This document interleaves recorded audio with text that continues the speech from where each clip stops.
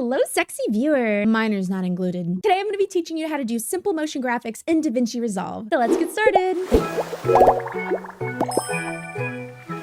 If you don't already have DaVinci Resolve downloaded, as always, I'll be putting it in the description down below, as well as I am using the free version, never the pro because, well, I'm too broke. So to start, open up your DaVinci Resolve and start a new project. Head down below and click on the third tab. This is the editing tab. Here you can import your project, so you can either import a video, a PNG, or a fusion composition. Ooh, Lumi, what's a fusion composition? Great question. You can use a fusion composition if you don't want to work in a video or inside of a PNG, or you can also use a fusion composition if you don't want to work in anything. You can work inside of a fusion composition even if you have a video or a PNG to work in, or you can choose to use a fusion composition just as is. A fusion composition is a container that you work inside of. It keeps everything contained. So later on in the project, if you choose to move your motion graphic to a different part in your video, it's not going to get messed up because it's inside of the container. So I always suggest using a fusion composition. For this video, I won't be working inside of a video or a PNG. I will be working inside of a fusion composition. But Lumi, where can you find the fusion composition? Great question. You can find it in the effects panel under effects. You can drag and drop and resize it to whatever you'd like. Now that you've got your project on your timeline, let's move on to the fusion page. When you think of motion graphics happen in the fusion page. All the magic happens here. So to start in the fusion page, there is a panel at the top left-hand corner called clips. Here you can select what clip you want to work inside of. Obviously, since I'm working inside of a fusion composition, it's going to be the black one. If you're also working inside of a fusion composition, you'll only have one node on the screen, and that node should be called Media Out 1. If you're working inside of a video or a PNG, you should have two nodes. But don't worry, everything works exactly the same. So to start this project out, you're going to want to click on the Media Out 1 node and insert a background node. To do so, you're going to click on Shift and Spacebar and type in background. Or you can use the background node button to add the node onto your timeline. Just keep in mind, if you're using the buttons to add the nodes onto your timeline, it's not going to automatically connect. So make sure if you're clicking on the buttons, just connect them. By clicking the add button, it should automatically add the background node onto your timeline, and you're going to want to connect the gray square to the Media Out 1's yellow triangle. So what the background node does is it creates a background for you. Here in the background node, you can change the background color and the position type of the color. With the different types, you can change what position the color is facing, so you can have a gradient, or you can have the colors go vertically or horizontally. Or you can choose to not have a background at all. If you want that transparent background, head down to alpha and put it down to 0. But for the sake of the project, I'll be having a gradient pink background. Now, I'm not going to go too much into the background node because we're here for motion graphics. So moving on, we're clicking on the background node. Now you can either select the merge button on the screen, or you can click Shift Spacebar and type in merge. So by adding this merge node, it allows you to add in any other node. If you don't add the merge node, you're going to get a black screen. And this is because some nodes need other nodes in order to work. So now on your timeline, you should have the background 1 node, merge 1, and media out 1. They should all be connected from left to right, depending on what kind of project you're going for. So if you want a line or a circle, it really depends on your next move. To make an angled line, you have the polygon tool. Or if you want a smoothed outline, you can use the B-spline tool. If you want a circle, use the ellipse tool. I'll be talking about all of these. But for right now, let's focus on the polygon and the B-spline tool. Me personally, when I like to make my line motion graphics, I like to use B-spline. B-spline and polygon work the same exact way. One just has angles and one is just smoothed out.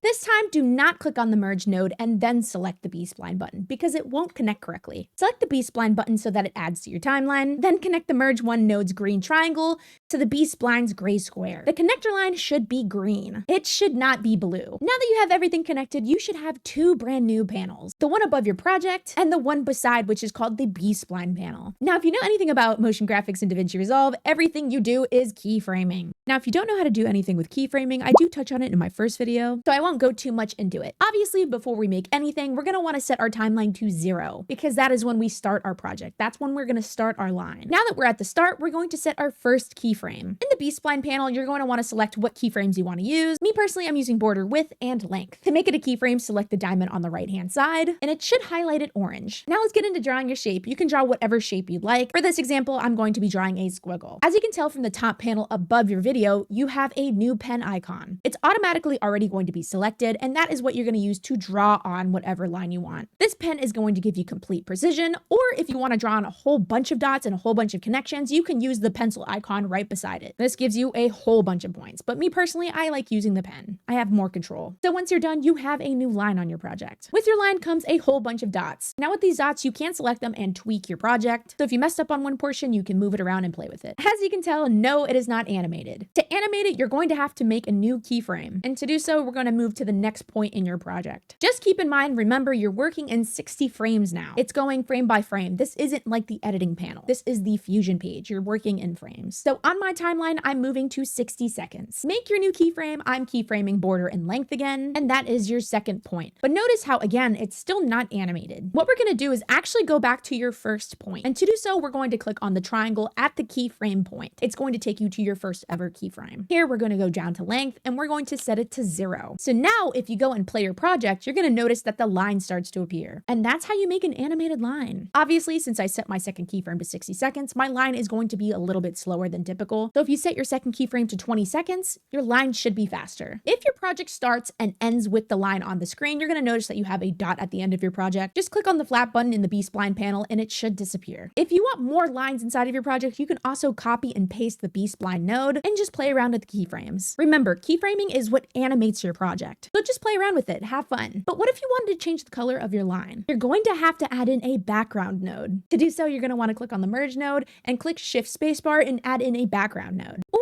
you can just click on the background button. Make sure it is not on top of the B-spline node. Make sure it is below it. Then you can play with the color of your B-spline and the background 2 node. Reminder, here in the Fusion page, motion graphics is all about keyframing. You can also keyframe your background colors and your B-spline node colors because everything has a keyframe button. As you can see in the background 2 node, you have the diamond icon next to every single color. If you want your line to change colors, set your time frame to 0, make a keyframe, and then move it to your next keyframe point, and then add in the new color. So I've showed you how to make a line animation. What if you wanted a circle? Keeping the B-spline on our timeline, we're just going to add in a new node. This is going to be a merge 2 node. Like I said before, you can either search it up or you can just click on the button on the panel. Now that we've added in our merge node, we're going to add in a eclipse node. This one can be found next to the polygon button, and these should automatically connect. But like I said before with the B-spline, if you do not connect them right, it's not going to work. Make sure your line connection is the green one. If it is blue, double click on the line. It should make the line disappear. Click on the green triangle and drag it onto the gray square. That should give you the green connection. Now that these nodes are connected, you'll notice that you have a new panel on the right-hand side, the eclipse panel. Here in the eclipse panel, you have the option to change the sizing, width, and height of your circle, and or if you wanted a solid or a non-solid circle. If you don't want a solid circle, click on the solid button and make sure to play with the width. What the eclipse panel doesn't give you is the choice to change the background color and if you wanted to move it around on your screen. So let's change that. We're going to add in a background node. You can either do that by searching it up or clicking the background node button. The background node is going to go below the eclipse. So connect the eclipse's green triangle to the background 3 node and then the background 3 node's gray square to the merge 2 node. Here in the background 3 node, you can change the color of your circle now. And with this, you also get the keyframing if you want to make it a gradient and change the colors later on. And again, you also get the option to keyframe your colors as well. Now,